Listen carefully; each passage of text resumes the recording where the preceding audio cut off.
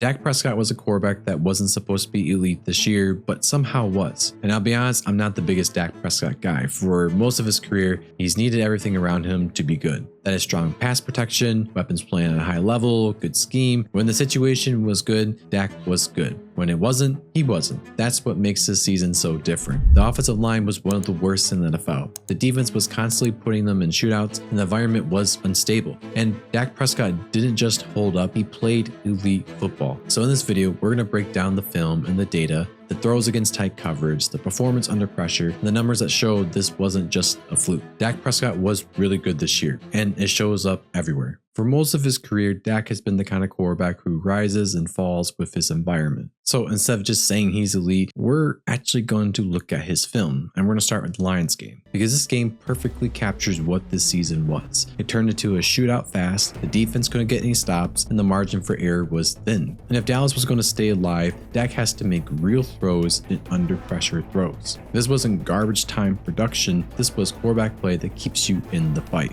It starts early on in the game against the Lions. It's second down, and the Lions pre-snap are running cover 2 man-to-man, moving to Tampa 2 post-snap. Dak quickly identifies this and wants to throw to the weakness of Tampa 2, but it means he'll have to fit this over the Lions linebacker, but not too high or it'll go right into the hands of the safety. While the tight end running the seam is open, it requires superb precision, and Prescott did just that. In a game where it's becoming a shootout, every shot at the red zone is critical. And so it's third down in the red zone. The Lions are running a cover 2 variation pre-snap. Dak takes a snap and immediately gets pressured and sacked. He had no shot to do anything. On a fresh drive, the Cowboys are looking for a big play, and they will receive their big play. The Lions are running cover 1 man-to-man pre-snap. Cowboys then run play action, and with that their big play will arise with Lamb cooking Reed, but at the same time Brian Branch is steaming down and Dak has to make this throw while under pressure, while getting buried by Branch. I mean, he literally jumped him. Prescott still drops a dime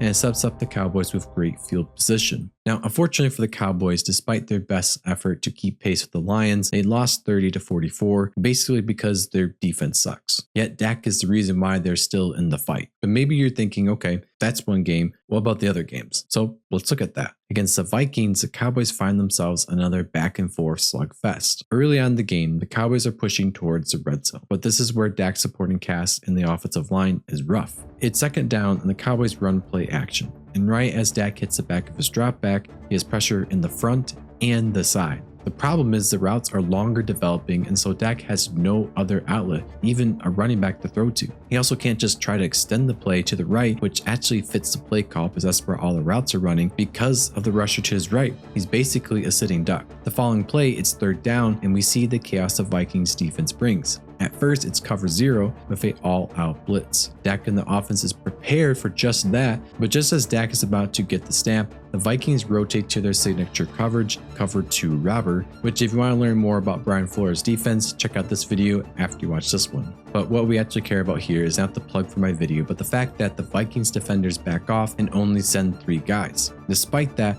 Dak gets pressure before any of the routes can truly develop. He doesn't just sit there like a pumpkin and do nothing, he tries to run around for his life to find no one open that he sees. The point is to show you just how bad this Cowboys offensive line was. Now, against this Flores defense, it is difficult to get big time throws or explosive plays in general, and we see one here with Dak. The Cowboys are running a cover 2 variation. Now, the tricky thing about cover 2 is attacking on the outside, which is difficult because you usually have one of the safeties ready to crash down on the wide receiver. So for here, it looks open and it is, but it has to be thrown in perfect time and the location has to be good. Otherwise, you're going to get your wide receiver knocked out. Dak makes the difficult throw, throwing back shoulder instead of out in front, and it protects the wide receiver. It's great he took the shot while he had the chance because there's only a few opportunities to do so against this Vikings defense. In both games, Dak was creating high-level throws despite the instability up front. Now let's look at the Chargers game. In this game, Dak Prescott was making some plays. We find Dak in the red zone with one last shot to score a touchdown with it being third down. He looks to his first read,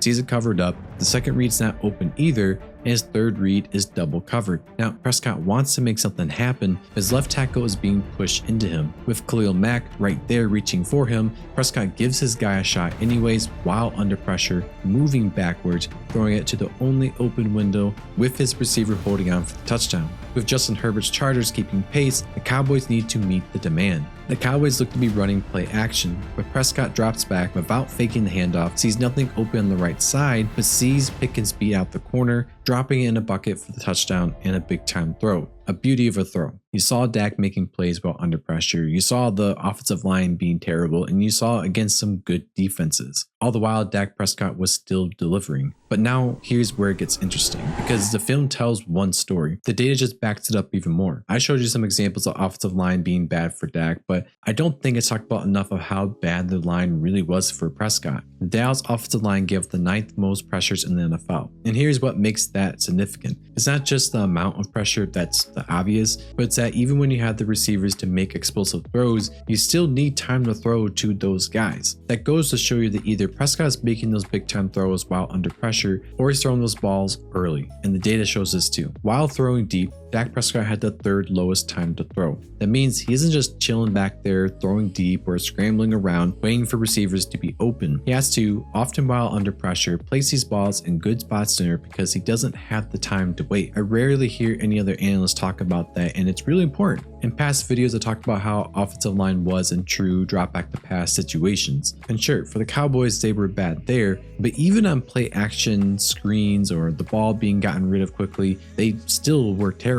And a critical question to answer is whether Dak is the problem or it's the performance of the offensive line. Because offensive lines can look bad at the QBs causing the pressure, or they move out of the pocket, upsetting the anchor of their tackles, and they lose their leverage to block. With this in mind, we can see if Prescott's doing this by looking at allowed pressure. Dak Prescott was the 4th best quarterback in the NFL in terms of how much responsibility of pressure is on himself, and that is 10.8% of pressure being on him. That is an elite number. And if you look at the data of how he performed under pressure, Dak performed at an elite level, being the #1 graded QB while under pressure by a significant amount. Now, while the offensive line was bad, the receivers were not the same case. When you think of that Cowboys receiving core, you would probably say it's one of the best in the NFL. And I'm not going to argue otherwise, nor do I think that they're not. I think it's important to consider 2 things. One, George Pickens was elite, but notice that this elite play was to some degree unlocked by Dak Prescott. He's only shown flashes of this level of play before. He's never been the superstar wide receiver in the past. CeeDee Lamb had a good year, but it is a downturn from his previous years. He used to play a lot in the slot, but now he's played the most out wide as a true X receiver would, and his performance has dropped. That's something to consider when you hear that he had 2 top 5 receivers, when I don't think he quite had that. And that's the part that changes the conversation. For years, the narrative around Dak Prescott has been simple. He's been good when things were good, but this year things weren't good. The protection wasn't good, the defense wasn't good, the margin was not comfortable, but Dak Prescott didn't fold. He elevated the team. The film, the advanced data, and the grading for the offensive line shows that. This year, Dak Prescott was elite despite the instability. And if we continue to see this version of Dak Prescott, maybe Dak can change the direction of his career moving forward. But what about 2 rookie quarterbacks who are just starting their career? Who was the best in their rookie year? Check out that video here or one of these videos.